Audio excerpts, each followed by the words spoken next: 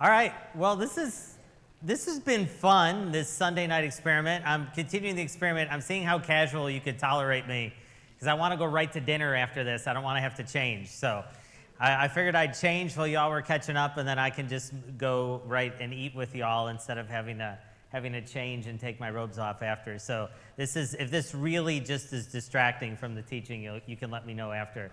Can you all see okay? All right, this is our grand finale on love languages. Some of you have found this helpful or found it interesting. Some of you are like, I think this idea is nonsense, right? I think the whole love language. I can appreciate both. I really can. It's just an interesting way to help us live out our call in the Christian life. I mean, this is really a non-negotiable, right? Jesus gives us this: love God, love one another. We can boil it down to the simplest thing, but both of those things are loving, right? He doesn't say like God, tolerate one another, right? Love God, love one another. Specifically, we see two things that Jesus talks to the disciples about in the Last Supper, and he says, "A new commandment I give you, love one another as I have loved you." Love one another as I have loved you. So love one another kind of in the way, by using the model of me as an example. As I have loved you, so you must love one another. By this, everyone will know that you are my disciples if you love one another. Notice Jesus doesn't say, by this, everyone will know that you are my disciples, what you post on social media, what you share, what's on the bumpers of your car, any of those things. This is the marker that we love one another. And then again, this is my command: love each other. Love one another. This is fundamental to who we are as followers of Jesus, that we live in the world in a certain way where we seek to give love and put love out into the world, even when we haven't received it first, maybe from some places. So love languages are an attempt to help with that. Maybe it's helpful for you, maybe it hasn't been, but I appreciate you being curious enough to listen. Week 1, we spent some time thinking about love languages and realizing we have a love language. Week 2, we talked about recognizing that our spouse and partner will most likely have a different love language than we do. You know, opposites attract, and most likely we will not marry a person who has the exact same love language that we do. It just doesn't work out that way. And then week 3, to add another layer of complication, is recognizing that our kids may have a different love language than we do, because that makes sense. They're going to be kind of a combination of their parents. So they may lean in one direction more than the other, but our kids may have their own love language. So as we think about how we love, it's hard work. It's why it's the simplest command, and every generation has the hardest time doing it. You notice, like, there's never been a time in Christian history when we're like, we've got it, we figured out how to love everyone. No problems, no one annoys me anymore, no one bothers me anymore. I figured it out how to love everyone, because it's actually hard work. Because it's not just about us having the will to do it, it's about the action that accompanies that, and it's about the person receiving it. Right? So there's 3 parts of how we love one another. So this is why the Greeks had 4 different words for love. They had different ways of talking about love. So each week we've kind of touched on a different one, except for maybe this last one, but agape is a self-sacrificial love. That's the type of love Jesus talks about when he talks about giving his life on the cross, a love willing to sacrifice for someone else. Eros is a romantic type of love. That's where we get the word erotic from, right? That's the type of love that we usually see between husband and wife, or in relationships like that. Philos is a fraternal love, and that's what we're going to talk about this week, is how do we show love to people that we're kind of in community with. And Philos, we have the city Philadelphia, right? The city of brotherly love. That's what that is. Philos is love like a brother, and Delphia is literally brother. So, and then storge, we're not going to talk about that too much, but you can get that idea. That's a love motivated by duty or obligation. And so the Greeks had all these different words for the types of love. We just have one, which makes it more complicated as we think about love. So this week we're trying to apply love languages, what I'm going to say, to work settings. Now, not everybody here has a work setting, but what I mean by work setting is, any place where you serve or work with other people that you don't get to pick. Right? Now, if you have a job, you go to work, and unless you have hired every single employee, you don't get to pick who's around you when you're working. And maybe if you have hired every single employee, you're still like, why did I pick that one? It happens sometimes, right? It happens sometimes. Or if you volunteer in a community, if you volunteer in some way in the community, right, you are drawn to volunteer because you believe in the cause or you believe in the work, not because you necessarily get along with every other person who also believes in that cause. So when we talk about work settings, we're just talking about environments we find ourselves in. Work is probably the most common, but environments we find ourselves in where we spend a lot of time with people that we didn't handpick to be in that situation with us. Does that make sense? Right. These are non-family relationships. They are not all the people we choose. And work is one. Another place where we see this is kind of in-laws, right? How we learn to deal with in-laws, because we grow up used to our family, and then when we marry into another family, we're like, well, we love this person, but we didn't pick any of these people to go with it. It's like these people are a mess, but I love this person, but everyone that comes with them is a little bit of a mess. So in-laws is another example where we might think about how love languages and how it's almost like a work setting, right? How we get along with people we don't choose. And so the guy who wrote the book on love languages, him and another psychologist, Dr. Paul White, they wrote this one, and it's about translating love languages in the workplace. And they found, it's not really appropriate when you work in an environment to show like love like we would at home. Right? We don't show love to our coworkers like we would to our kids, or we would to our spouse, or we would to even brothers and sisters, for those of you that show love to your brothers and sisters. I think in our family, we just talk about it at our funeral. That's how it is. Well, every funeral, we hug each other, we say we love each other, we're going to spend more time together, and then we don't see each other until the next funeral. I don't know if your family's like that, but that's generally how it works in my family. And so what they found was that, people don't really go to work and want to hear a bunch of the coworkers love them, right? It's kind of just a little too much. But they found what was so motivating for people in work settings or community settings was appreciation. So almost the idea of love translated to appreciation when we were in volunteer settings, church settings, work settings, where we were working together with a group of people. We didn't really expect that everyone would love us, but what motivated people the most was when they felt appreciated. Now, this is probably not news to you as I say this out loud. We all love to be appreciated. I mean, all of us, you can think about a time in your life where maybe you felt appreciated and what it was that person did to make you feel appreciated. And on the flip side, you could probably tell a time in your life when you felt really, really unappreciated and what the scenarios were that led to that. And so just like we would think about love languages, we would think about a time when we felt really loved, and someone did something to make us feel really loved, and we would think about what happened there.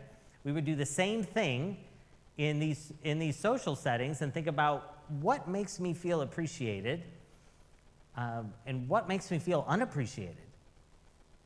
And this translates to work. Now, as we're thinking from our perspective, we're thinking when we want to show appreciation or when there's people that we care about or that we appreciate how they contribute to the team at work, how do we show this in a way that they will feel appreciated?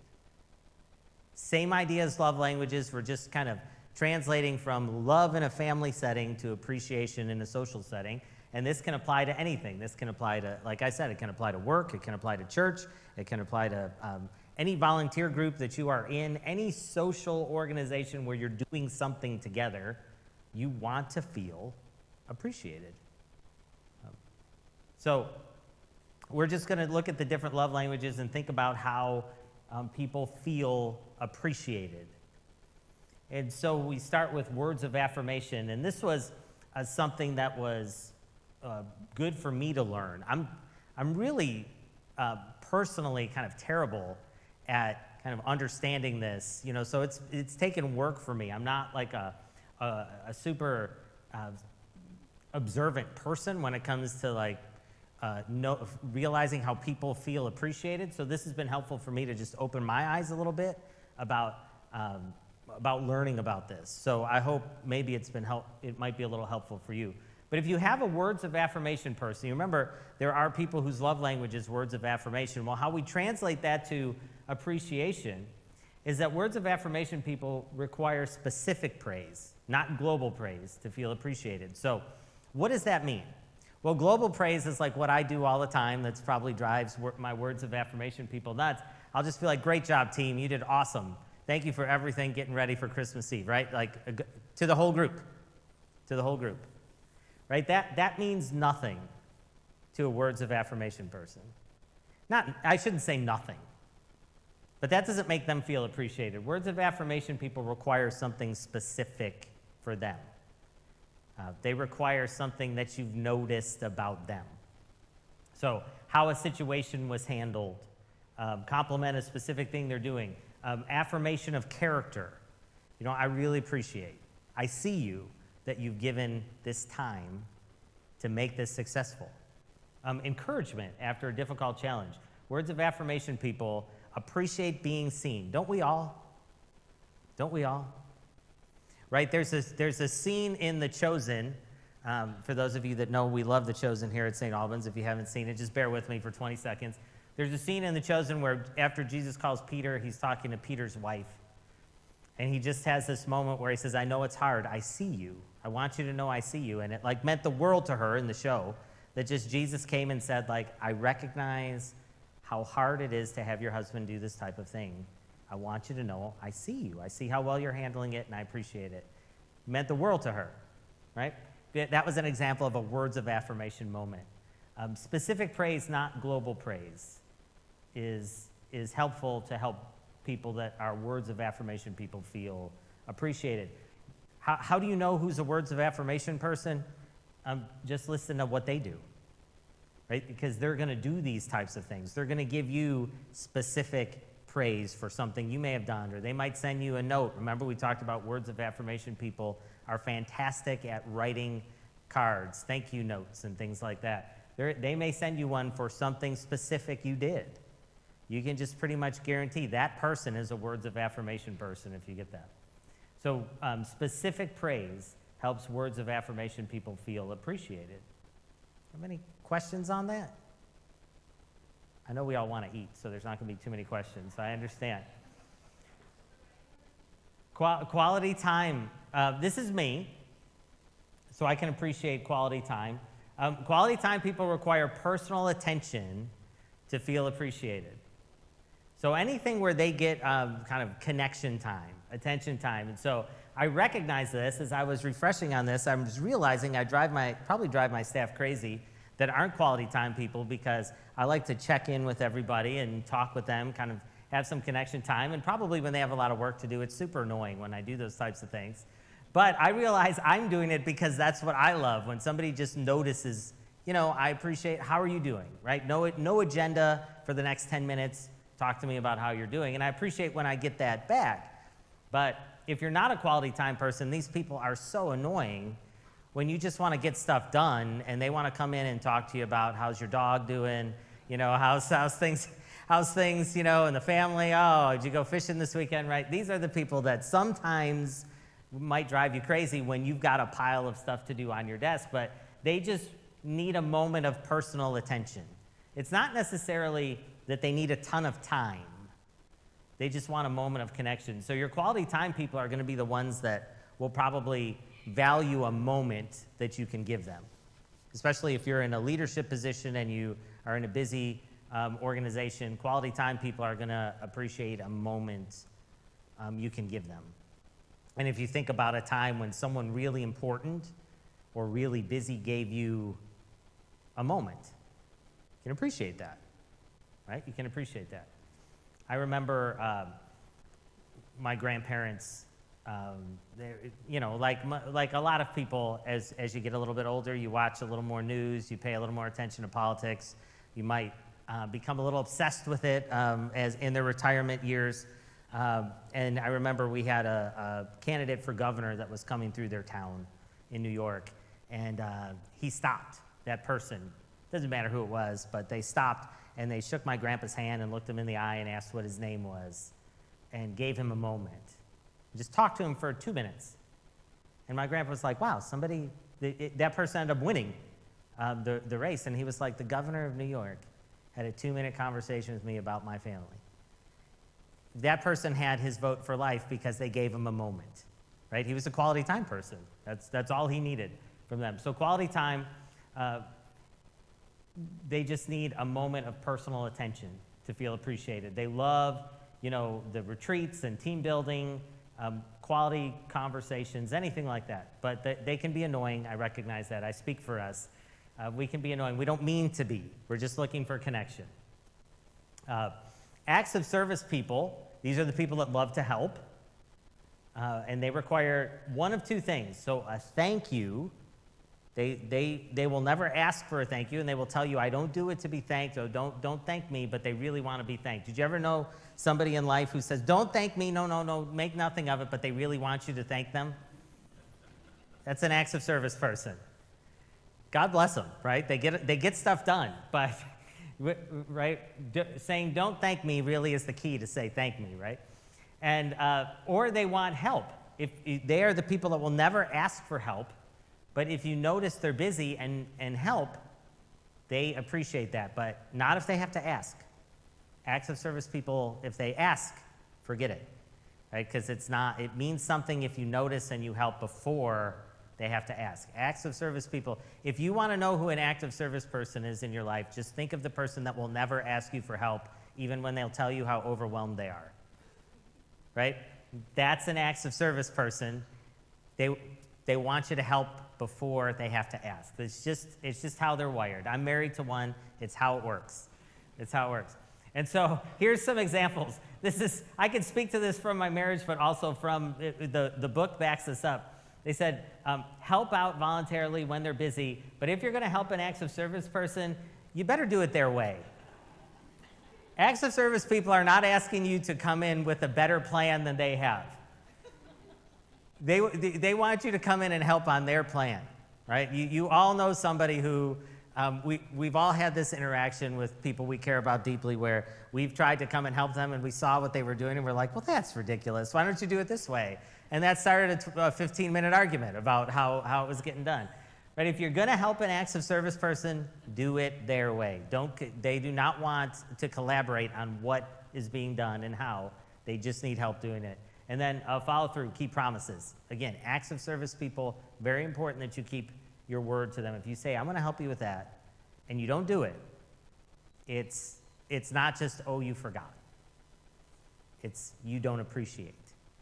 And that it becomes very personal. So follow through, keep promises, and do it their way. Gifts. Gifts people require thoughtfulness or value to feel appreciated. A lot of times that comes with gifts, but the gift has got to have some thoughtfulness. It's got to mean something to the person that's receiving it. So we all know stories where, like, you work for a company for 20 years and they give you, like, a pen, right? Like, has anyone ever said, oh, this gift is so thoughtful, right? This pen for 20 years of working. It doesn't work that way. It just feels like we all would look at that and say, oh, this is just what they do. Like, it doesn't feel thoughtful. Gifts people they want to know that you're thinking of them. Remember, that's at the heart of gifts people. They want to know you're thinking of them. So, Stephanie, I'm not trying to embarrass you, but Stephanie, my suspicion is our children's minister is a gifts person because when she joined our staff, she had this list that we all had to fill out that's of favorite things.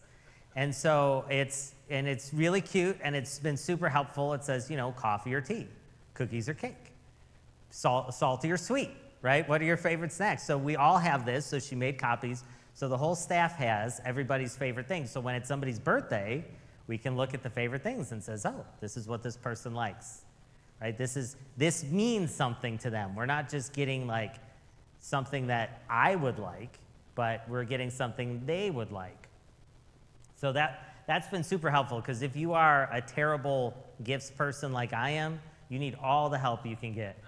And so I appreciate the gifts people.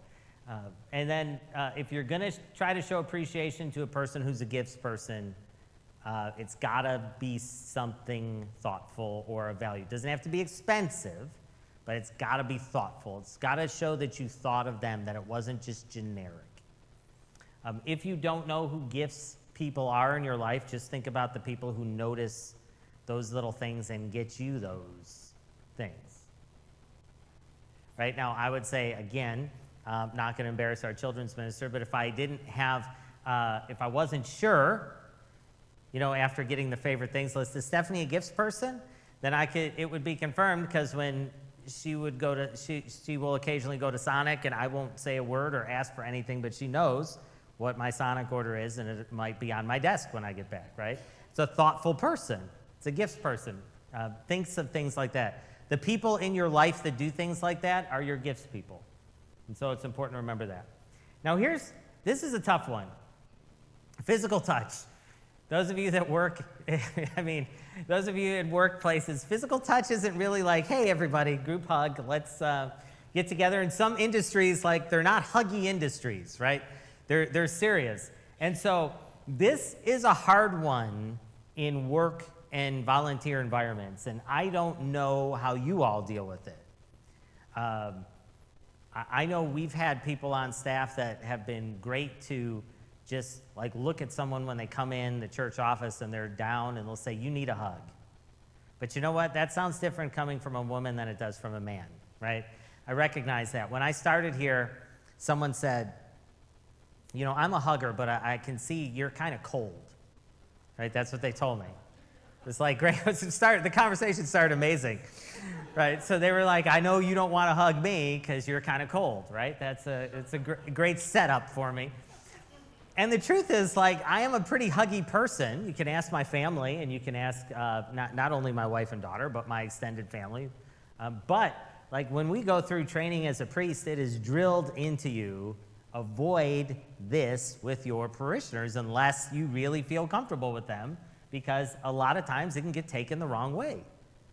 And especially as a male priest, and I'm not writing a sob story for myself, but I think there's probably a lot of men that are maybe huggy people or not opposed to giving someone a hug, but in a workplace environment, in a professional environment, in a volunteer environment, it's just, you don't want to do it because it feels, you feel like you're making people uncomfortable. You don't want to be weird.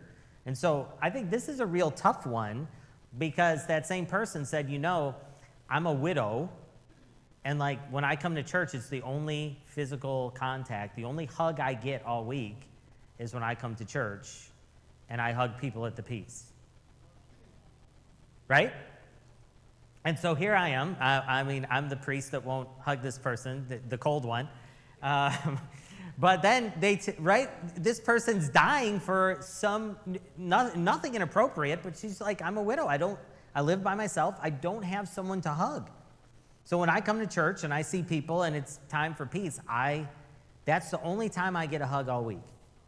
And so after that, I said, all right, we'll hug. That's fine with me. But, so I would just say it's tricky, right? And I imagine, like, at other workplaces, you can't have conversations like that, right? At other workplaces, at the accounting firm, you can't say, here, when we're auditing together, it's the only time I get a hug all week, right? You don't have those types of conversations. So it's even more difficult if you are a physical affection person and you're in a workplace environment. It's hard to do that, but there are ways that I guess we could show, appreciation with some contact, like we do fist bumps, or we do, handshakes or something like that. There are people that you put your hand on your shoulder when you talk to them, but I don't really have great advice on this because I'm still figuring it out myself. And again, we are trained as clergy to not cross the line with this with our parishioners. So we may not be huggy people until we know, oh, you're comfortable if we hug in the greeting line. Okay. It's also cultural here. Right. Right. Right. Yes. And there's some parts of the country that are warmer than others. And that was what she was saying. You're from New York, so you're kind of cold, right? I don't know if you know, Northeasterners, the reputation is they're not the friendliest people in the world, right? Not the warmest people. But I did grow up in an Italian family. You'll have to ask Sarah about the first time she met my family. She was like, if one more person kisses me on the cheek, I'm going to lose my mind. After the 30th cousin came and did the cheek kiss to her and the hug, she was like, this is a little much for me, right? This is not how my family works. So, I did come from that environment, but, we're just trained, this is not, nobody wants their priest hugging everybody. That's what we hear. So there's just a lot of nuance with that in any environment, right? Whether you're volunteering for any volunteer organization, this one just is a little trickier, especially if you're a guy. It just is. And so here's where we'll end before we go eat. It's important to recognize that we have blind spots, love languages that just don't resonate with us. Doesn't mean that we don't love a gift if we're not gift people. But it's just important to recognize if we're not a gift person, if it's like at the bottom of our love language kind of ranking, we're probably going to have blind spots in our life of people who have that as their love language. It's just important to recognize that most of the time we're going to be surrounded by people, and some of them are going to have love languages that we just don't think are important because they're not important to us. And more times than not, that's going to hurt their feelings at some point, right? I'm speaking from experience. You're not going to find this in your family. Do you know why you're not going to find it in your family? You wouldn't have married a person who doesn't value your love language, at least a little. If you are a physical contact person and the person you are married to is zero physical contact, your marriage wouldn't last. It may not have even gotten to that point, right? So when we choose, we're going to mesh with people who kind of, maybe it's not their first love language, but it's going to be close. It's going to resonate with them. But when we're in a work environment, when we're in a church environment, when we're in a volunteer environment, we don't get to pick those people around us. So there's going to be people, if you're very not sensitive to gifts, you're going to be around people who are. And, just not paying attention, we are going to show a lack of appreciation. And so that's just an important thing. If you're in any position where you have a staff or you have volunteers and you try to lead an organization, just being aware of that. There are people on your team who their love language is going to be the one that's on the bottom of your list. And you're going to think, well, that's ridiculous. Why does this person always need... Just think of someone that you work with or that's on your team or that you volunteer with, that what they need annoys you. Like the validation they need annoys you, that will probably be the person whose love language is opposite. Your bottom love language is theirs. Like, why does this person always need praise? Right? Or why does this person always need that? So just be mindful. We have blind spots. And most of the time we're going to see them at work. We're not going to see them in our family because our spouse is going to have a love language that's compatible with ours, and our kids are going to be a mix. And so it's going to show up at work, it's going to show up with in-laws, and it's going to show up in places that we volunteer and serve. So just something to be aware of.